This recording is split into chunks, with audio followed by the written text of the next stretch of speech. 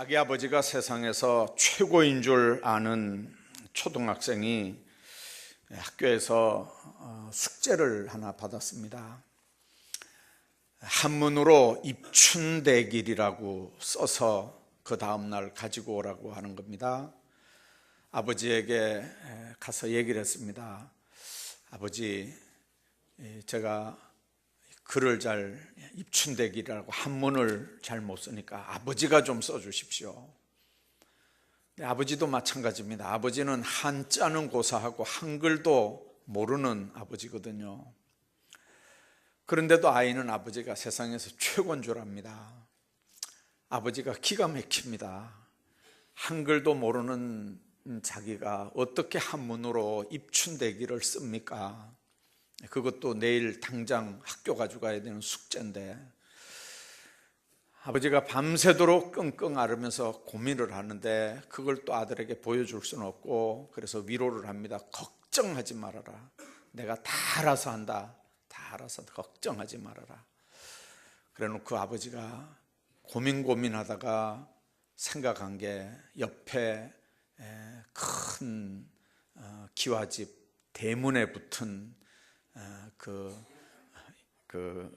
축서를 밤에 뜯어왔습니다. 그리고는 아침에 아들에게 그랬습니다. 봐라, 내가 걱정하지 말라 그랬지. 내가 네 잘 때 다 이렇게 써놨다. 그러니까 아들이 우리 아빠 최고 하면서 그걸 잘 간직하고 선생님한테 갖다 드렸습니다. 근데 선생님이 그걸 딱 받고는 고개를 갸우뚱하면서 그렇게 합니다. 참, 아버님이 왜 이런 걸 써주셨을까? 무슨 일보, 사절 하는 걸 써주신 거거든요. 왜 이걸 써주신 게지? 그러면서 선생님이 갸우뚱했고, 아들은 뭔 영문인지도 모르고 따라서 갸우뚱거렸다는 얘기입니다. 제가 학교 다닐 때 아마 제가 고등학교 때쯤 돼서 읽었던 그 단편 중에 입춘대길이라는 단편입니다. 여러분들, 그저 웃어 넘길 얘기 같지만 그 속엔 자신의 무식으로 아들이 기죽는 걸 보고 싶지 않은 아버지의 애틋한 마음이 담겨져 있겠지만, 이제 교육학적으로 볼 때나 사회학적으로 볼 때 여러 가지 측면에서 많은 것들을 생각하게 하는 얘기입니다. 봄에 씨앗을 뿌려야 가을에 풍족한 열매를 거두는 게 자연의 법칙이고 하나님의 공의의 법칙입니다. 이건 인생도 마찬가지입니다. 공부할 때 공부해야 합니다. 젊을 때 일할 수 있을 때 일해야 합니다. 심고 거두는 법칙은 왕도가 없습니다. 누구에게나 똑같이 적용됩니다. 뿌려야 거둘 수 있습니다. 그리고 뿌린 대로 거두는 겁니다. 뿌렸다고 금방 거두는 게 아니라 기다릴 줄도 알아야 됩니다. 어차피 바람도 맞아야 되고 비도 맞아야 되고 햇빛도 쬐야 되니까 받을 만큼 받아야 거두는 날이 오는 겁니다. 곡식을 심었으면 한철은 기다려야 되고, 사과나무를 심었다면 아무리 요즘에 속성 재배를 해도 한 3년은 기다려야 열매를 딸 게고, 인생에서 선을 뿌렸다면 최소한도 10년은 기다려야 열매를 거둘 수 있습니다. 때가 되면 반드시 결실이 있다는 게 자연 법칙입니다. 그래서 사람이 무엇으로 심든지 그대로 거두리라 하는 본문의 말씀은 만고 불변의 진리입니다. 자연을 지배하는 하나님의 법칙은 사람이 무엇으로 심든지 그대로 거둔다고 하는 겁니다. 콩 심은 데 콩 나고 팥 심은 데 팥 나는 건, 심고 거두는 법칙은 자연 법칙뿐만 아니라 세상 일이나 영적인 일에도 다 적용이 됩니다. 사람이 육신을 위해서 심으면 육신으로부터 썩어질 것을 거두고, 성령의 뜻을 따라 심으면 성령으로부터 썩지 아니하는 영생을 거두게 된다는 게 오늘 본문의 말씀입니다. 그런데 요즘 사람들의 심리는 그렇지 않은 것 같습니다. 콩을 심고도 팥이 달리기를 기다립니다. 팥을 심고도 쌀을 요구합니다. 육신을 위해서 심고도 영적인 뭔가를 얻으려고 합니다. 얼마든지 그게 가능하다고, 그럴 수도 있다고 생각합니다. 그래서 오늘 본문은 하나님을 업신여기는 거다, 그렇게 말씀합니다.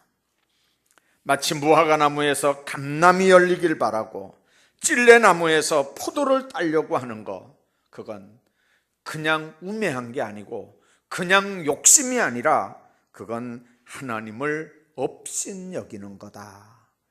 옛날 번역엔 만홀히 여기는 거다 그랬습니다. 적게 심고도 많이 거두려고 욕심을 부리고 아예 심지도 않고 거두려고 하는 거하고는 또 다른 차원입니다. 육신을 심고 영을 거두는 일, 그건 하나님을 업신여기는 거란 말이죠. 그래서 7절에 스스로 속이지 말라, 하나님은 업신여김을 받지 아니하시나니 사람이 무엇으로 심든지 그대로 거두리라, 그렇게 말씀합니다. 하나님의 진리는 심은 대로 거두게 한다는 겁니다. 그런데 심어야 한다고 하는 진리보다 여기서 더 중요한 강조점은 무엇을 심느냐, 그걸 어떻게 심느냐 하는 겁니다. 오늘 바울은 우리에게 분명하게 얘기합니다. 육체를 위하여 심는 자는 육체로부터 썩어질 것을 거두고 성령을 위하여 심는 자는 성령으로 영생을 거두게 된다, 그렇게 말씀합니다. 결국 이 세상에는 두 종류의 사람이 있다는 겁니다. 육체를 위해 심는 사람이 있고 성령으로 영생을 거두는 사람들. 그래서 육체를 위해 심느냐 성령을 위해 심느냐, 두 가지 종류 사람들입니다. 오늘 본문을 중심으로 우리 신앙인들이 무엇을 심어야 되는지를 생각하면서 몇 가지 은혜를 나누려고 합니다. 우선 육체를 위해 심는 자를 생각을 해봅시다. 갈라디아서 5장 19절에 그런 말씀이 있습니다.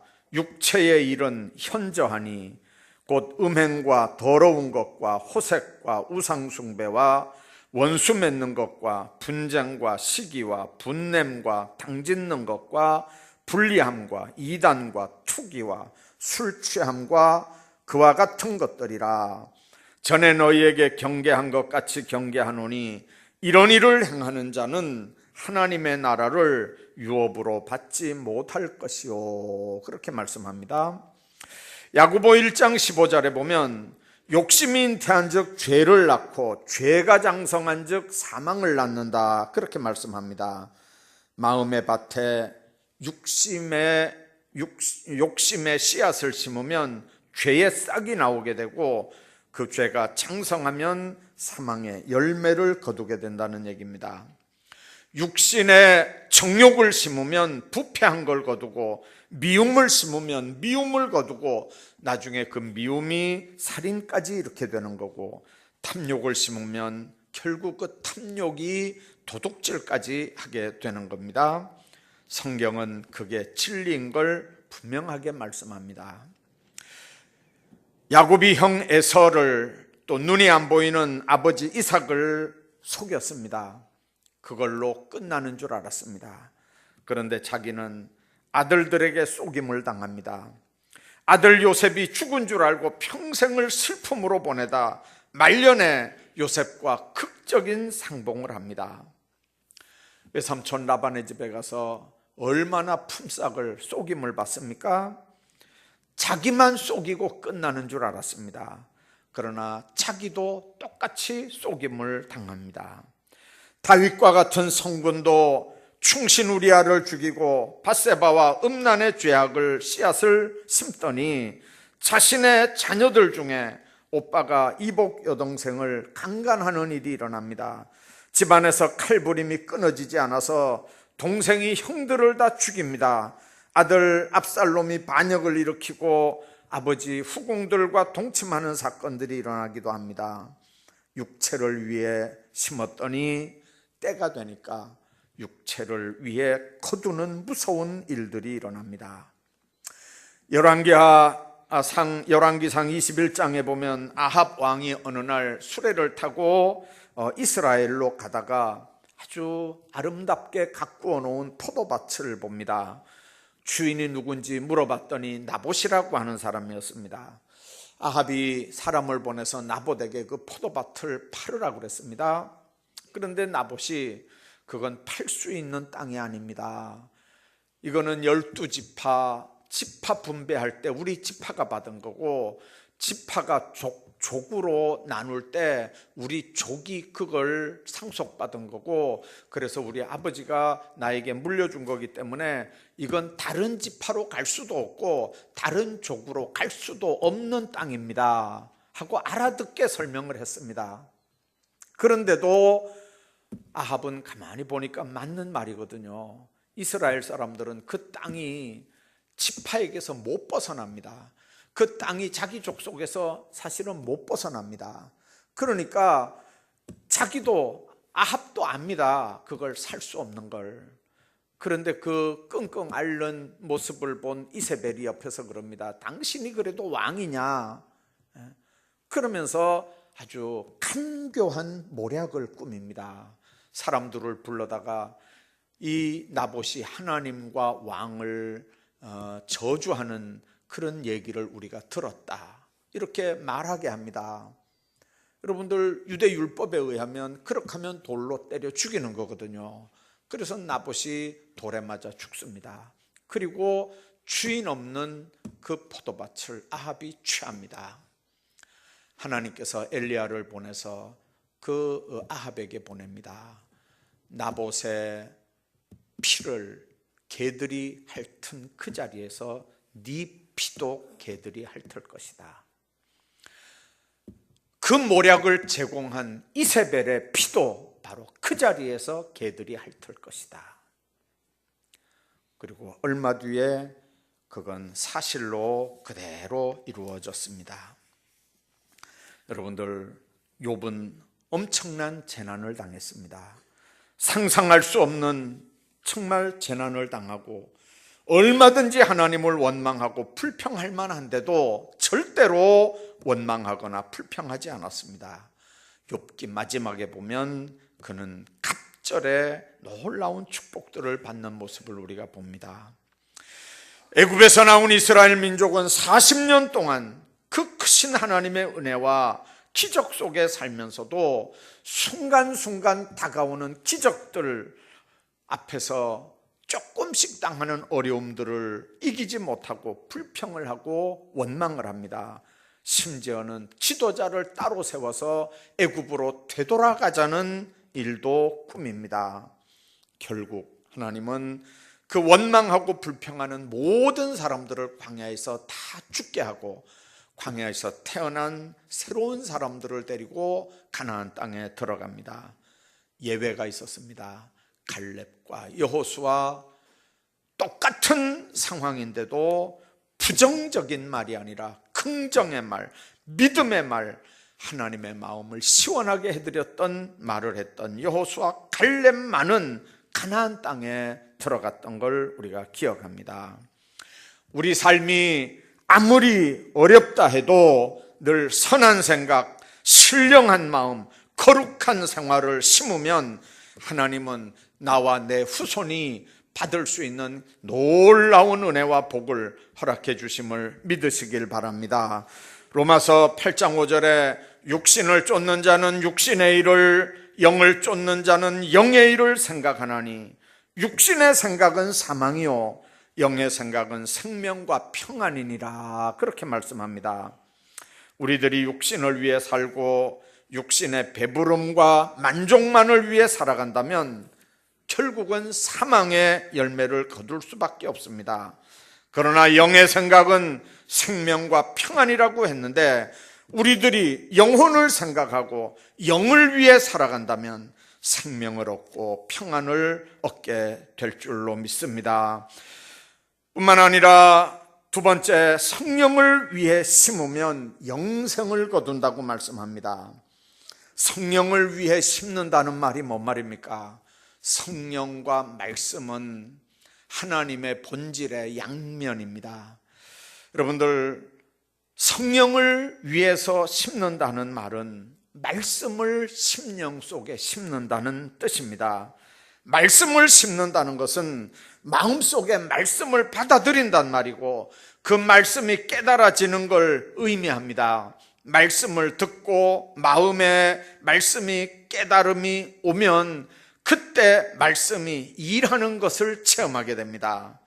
말씀은 살았습니다. 말씀은 운동력이 있습니다. 좌우에 날선 어떤 검보다도 예리해서 관절과 골수를 찔러서 쪼개는 능력이 있기 때문에 말씀 자체가 우리 속에서 역사하는 줄로 믿습니다. 그때 우리는 하나님의 놀라운 기적을 체험하게 됩니다. 그러므로 우리가 말씀을 깨닫기 위해서 열심히 기도해야 합니다. 성령의 조명을 받으며 성령으로 감동된 하나님의 말씀을 읽어야 하나님께서 말씀을 똑바로 이해하게 되고 그 말씀이 내 심령 속에 똑바로 심어지게 되고 내 심령 속에 심어진 말씀이 역사하는 놀라운 기적들을 여러분들이 체험하게 됩니다. 예수님은 천국은 마치 겨자씨 한 알 같으니 사람이 그것을 심어 자라서 나무가 되면 그곳에 많은 새들이 와서 거한다고 마태복음 13장에서 말씀합니다. 겨자씨는 눈 나쁜 사람은 잘 보지도 못하는 아주 작은 씨입니다. 그러나 작은 겨자씨가 제대로 심어지면 어느 날 싹이 나고 자라서 큰 나무가 되고 공중에 새들이 와서 깃들일 정도의 나무가 됩니다. 우리가 뿌린 씨앗은 30배, 60배, 100배의 결실을 가져다 줍니다. 뿌릴 땐 한 줌의 씨앗이었는데 나중에 거둘 때는 곳간에 채워질 만큼의 놀라운 수확을 거두게 되는 줄로 믿습니다. 그래서 농부가 울며 씨를 뿌리더라도 그 열매를 거둘 때는 기쁨으로 거두는 복을 누리게 됩니다.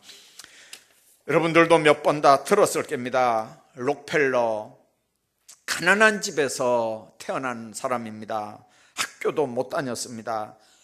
남의 집에서 어릴 때부터 점원살이를 했습니다. 하루는 교회 가서 설교를 듣는데 그 많은 설교 중에 한 말씀이 마음속에 와서 팍 꽂힙니다. 그 말씀이 뭐냐면 11조라고 하는 축복의 씨앗을 하늘나라 정원에 심으라 하는 겁니다. 11조라고 하는 이 축복의 씨앗을 하늘나라 정원에, 농장에 심으라는 겁니다. 그는 그 말씀에 얼마나 감동이 되는지 그때 한 달 월급이 6불이었습니다. 그 6불 중에 60센트를 떼어서 첫 11조를 드리기 시작했습니다. 얼마나 11조를 철저히 하고 성실하게 살았는지 11조 외에 나머지는 거의 안 쓰고 다 저금을 했습니다. 오랫동안 저축한 게 이제 쌓이고 쌓여서 청년이 됐을 때 뭔가 사업을 할 정도의 상당한 액수가 됐습니다. 그런데 돈이 있는 걸 알고 어느 친구가 와서 광산에다 손을 대면 큰 돈을 벌 수 있다고 유혹을 했습니다. 이 록펠러가 하나님 앞에 기도를 했습니다. 하나님, 이렇게 저금해 놓은 돈을 광산에 투자하면 정말 부자가 될 수 있나요? 그런데 감동이 잘 오질 않습니다. 또 기도를 했습니다. 또 기도를 했습니다. 또 기도를 했는데 하나님께서 응답하신다고 하는 확신이 옵니다. 그래서 그 친구의 말을 듣고 금광에 손을 댔습니다. 있는 돈 다 털어서 금광을 샀습니다. 그리고 금광에서 이제 금을 캐기 위해서 광부들을 사서 금을 캐는 일을 시작했습니다. 적어도 한 30일 정도 땅을 파면 금이 나와야 되는데 50일을 캐도 금이 안 나옵니다. 60일을 캐도 금이 안 나옵니다. 나중에 일하는 사람들도 다 지치고 이제는 더 이상 거기 집어넣을 돈도 없습니다. 돈방석에 앉을 줄 알고 시작을 했는데 빗방석에 앉게 됐습니다. 너무 낙심이 되는 어느 날 그는 성경을 붙잡고 사람들 안 보는 저 구석에 가서 성경을 펴놓고 하나님 앞에 그렇게 기도했답니다. 하나님, 응답하셨잖아요. 이 금광을 사야 되느냐 말아야 되느냐 물을 때 처음에는 응답 안 하시다가 나중에는 응답하셨잖아요. 그래서 제가 전 재산을 털어가지고 다 이걸 했는데 이제 나는 상거지가 되게 됐습니다. 하나님, 어떻게 하면 좋아요? 그러면서 막 통곡을 했습니다. 얼마나 울었는데 나중에 세미한 마음에 감동이 오는데 무슨 감동이 오냐면 더 팔아 하는 거예요. 더 팔아. 더 파면 나올 것 같다는 확신이 들기 시작했습니다. 그래서 사람들을 또 구했습니다. 또 파내려 갑니다. 옆에 사람들은 다 비웃습니다. 왜 그러냐면 처음부터 거기는 금 나올 땅이 아닙니다. 처음부터 그건 쏘가서 산 땅인 걸 주변 사람들은 다 압니다. 또 파내려 갔습니다. 또 파내려 갔습니다. 그런데 어느 날 이상하게 거기서 이상한 냄새가 나기 시작하더니 나중에 시꺼먼 물이 확 솟아져 나오기 시작했습니다. 나중에 보니까 그게 석유였습니다. 그리고 매장량도 엄청 많았습니다. 나중에 그 석유 때문에 미국에서 제1갑부가 됐습니다. 아니, 전 세계에서 제1갑부가 됐습니다. 여러분들 그 당시에 록펠라 차서전에 보면 11조만 관리하는 사무실을 둘 정도로 11조만 관리하는 직원을 둘 정도였고 그때 100만 달러, 요즘 환율이면 120억 이상을 11조 하는 정말 억만장자가 됐습니다.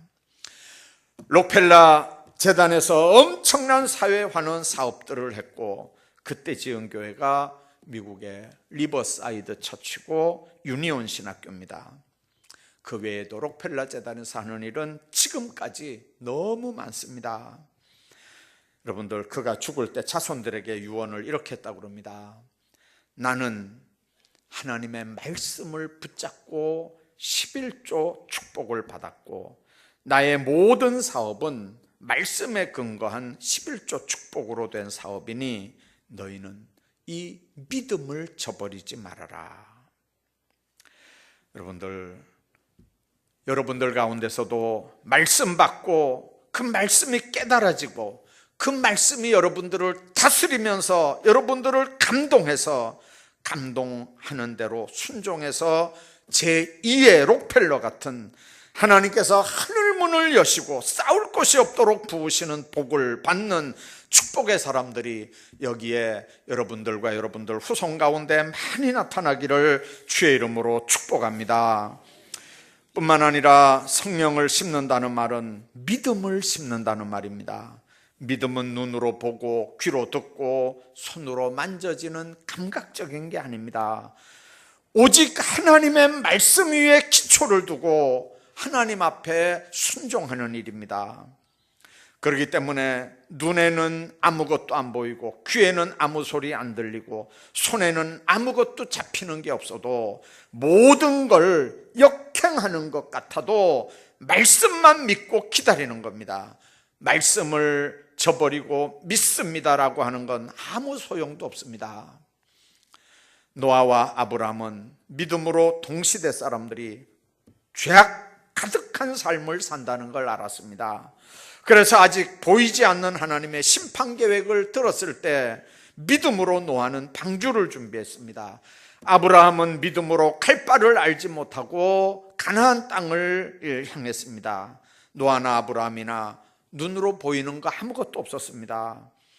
여러분들, 보화와 쾌락이 아니라 믿음으로 멀리 있는 하나님의 약속, 하나님의 나라를 바라보는 겁니다.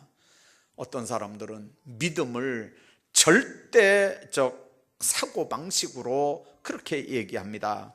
그러나 여러분들, 적극적인 사고방식과 믿음은 전혀 다른 차원입니다. 시작도 다르고 마지막 결론도 다릅니다. 개인적 욕구를 믿음으로 쟁취하는 게 아닙니다. 믿음 무엇이 옳고 그른지, 어떤 삶을 하나님 앞에서 살아야 하는지, 하나님의 뜻이 뭔지 명확하게 분별하고 그 하나님의 이끄심, 감동하심, 그 명령에 무조건 순종하는 겁니다. 그래서 여러분들, 성령으로 심는 사람들은 믿음에 근거한 순종의 삶이 언제든지 나타납니다. 아무리 마음속에 진리를 깨달았다고 해도 믿음이 없으면 절대로 순종이 안 됩니다. 왜냐하면 하나님의 명령이 때로는 불합리하고 비이성적이고 비과학적으로 들립니다. 그러나 믿음이 있으면 그렇게 내 마음에 안 드는 그런 말씀도 언제든지 우리가 순종하면서 받아들일 수 있습니다. 인간의 이성이라는 것, 지식이라고 하는 것, 경험이라고 하는 건 제한적인 겁니다. 내가 모르는 밖에 놀라운 세계도 얼마든지 존재하고 있고요, 내가 경험해 보지 않은 내 경험 밖에 놀라운 사실도 얼마든지 세상에는 있습니다. 내가 알고 있는 지식 밖에 세상에 많은 지식들도 얼마든지 있습니다. 그래서 여러분들, 내가 아는 것, 내가 경험한 것, 내가 이해할 수 있는 것만 순종하겠다고 하는 건 그건 믿음도 아닙니다. 여러분들, 믿음이 있으면 바로 성령께서 우리에게 말씀으로 감동하시고, 말씀으로 감동하는 걸 믿음으로 받아들이면 얼마든지 우리는 순종할 수 있습니다. 그러니까 채널이 전혀 다릅니다. 적극적인 사고방식과 믿음과는 전혀 채널이 다릅니다. 많은 사람들이 할 수 있다, 하면 된다, 한때는 I can do 하면서 막 이 유치원 아이들을 막 영어 단어 암기를 막 시켰습니다. I can do, I can do. 그 적극적인 사고가 뭔가 해낼 수 있다고 생각했습니다. 그러나 적극적인 사고는 결국 인간의 한계를 깨닫게 되고, 한계를 깨달으면 거기에 주저앉게 돼 있습니다. 그러나 하나님의 놀라운 능력의 역사는 동서사방이 다 막혀도 뚫어진 하늘을 바라보게 하고 얼마든지 그걸 이기게 하는 놀라운 역사가 있는 줄로 믿으시길 바랍니다. 사울의 불순종이 사울의 왕좌만이 아니라 그 집안을 망하게 한 걸 우리가 기억합니다. 왜 순종할 수 없었습니까? 그 속에 교만 때문에 그랬습니다. 그 교만이 어디서 옵니까? 그 사람을 넘어뜨리려고 작정한 마귀에게서 교만이 오는 겁니다. 예수님을 빌라도 앞에 끌고 가서 사형시켜버리라고 외치던 사람들이 있었습니다. 빌라도 총독이 손을 씻으면서 난 이 사람에게 아무 죄도 발견하지 못했다, 난 이 사람의 죄에 대해서 무죄하다, 손을 씻을 상황이 됐습니다. 그런데도 그 군중들이 뭐라고 얘기합니까? 죽여라, 바라바를 살려내고 대신 예수를 죽여라. 그게 죄가 된다면 우리와 우리 후손이 그 죄값을 받겠다는 거죠. 그러니까 예수 죽이라는 거예요. 그게 무슨 소리인지 알고 고함을 질렀겠습니까? 여러분들, 주후 70년 예루살렘이 로마 군대에 의해서 함락이 될 때 110만 명이 무참히 살해를 당했습니다. 9만 7천 명이 포로로 끌려갔습니다. 2차 대전 당시에 유대인들이 세계 도처에서 미움을 받았습니다. 독일에서만 600만 명이 가스로 처형되는 아주 비참한 철저한 보응을 받습니다. 자기들이 한 말이 무슨 말인지도 모르는 거예요. 자신들이 한 말이 자신들과 자신들 후손에 어떤 열매가 거두어질지도 모르고 그냥 고함만 질러대는 거예요. 구주로 오신 그리스도를 강도와 바꾸어 죽인 그들은 지금도 사방의 원수들에게 둘러싸여서 전쟁을 치르며 사는 것으로 벌을 받고 있습니다. 죄를 심으면 반드시 형벌을 거둡니다. 이것이 심은 대로 거두게 한다는 겁니다. 인생은 이 땅에 사는 동안에 심고 가꾸는 시기입니다. 무엇을 심어 가꾸든지 마지막 날에는 우리가 심은 걸 거두게 됩니다. 내가 뿌린 걸 나만 거두는 게 아니고 내 후손까지도 계속해서 거두게 됩니다. 선을 심으며 사시길 바랍니다. 감사를 심어서 칭찬과 영광을 거두는 삶을 살길 바랍니다. 순종을 심어서 영생을 거두시길 바랍니다. 말씀대로 사는 오늘의 삶은 아름다운 씨앗을 심어서 가꾸는 일입니다. 오늘 여러분들의 삶의 모습, 여러분들이 인정하든 말든 여태까지 여러분들이 뿌린 씨앗대로 여러분들이 지금 사는 겁니다. 누가 부인할 사람 있습니까? 우리가 뿌린 삶을 지금 우리가 거두면서 지금 오늘 우리가 여기 있는 겁니다. 우리만이겠습니까? 그 우리가 뿌린 씨앗은 우리 후손들에게까지도 내려갈 겁니다. 그래서 바울은 자기의 육체를 위하여 심는 자는 육체로부터 썩어진 것을 거두고 성령을 위하여 심는 자는 성령으로부터 영생을 거두리라, 그렇게 말씀합니다. 우리는 인생의 가을을 준비하면서 이 봄을 시작해야 합니다. 한 해에는 반드시 겨울이 찾아오는 것처럼 인생에도 반드시 가을이 찾아오기 때문에 가을 맞을 준비를 하면서 우리가 살아야 합니다. 인생이란 심고 거두는 일입니다. 풍성한 열매는 거저 얻어지는 게 아닙니다. 우리는 심지 않은 데서 거둘 수 없다고 하는 진리를 분명히 알아야 됩니다. 그리고 심지도 않았는데 거둘 수 있다고 하는 달콤한 유혹의 소리에 미혹이 되면 안 됩니다. 자기 육체를 위해 심지 않고 성령을 위해 심는 자는 영생의 열매를 거두게 될 것이고 이 땅에서도 형통한 삶을 살아가게 될 것입니다. 이제 육체를 위해 심지만 마시고 영의 일을 생각하고 영을 위해 심고 가꾸시기를 주의 이름으로 축원합니다.